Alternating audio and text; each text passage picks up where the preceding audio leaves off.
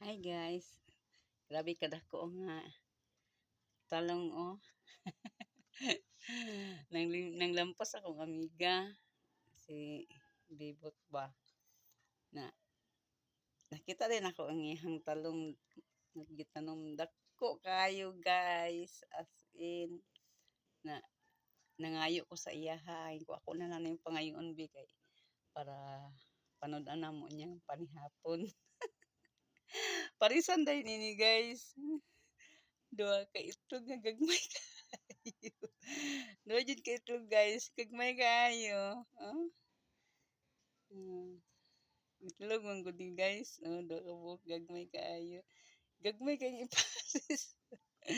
Siaw kaayo guys. Ay, salamat Libot, daigon sa imong gihatag nga talong. Thank you very much.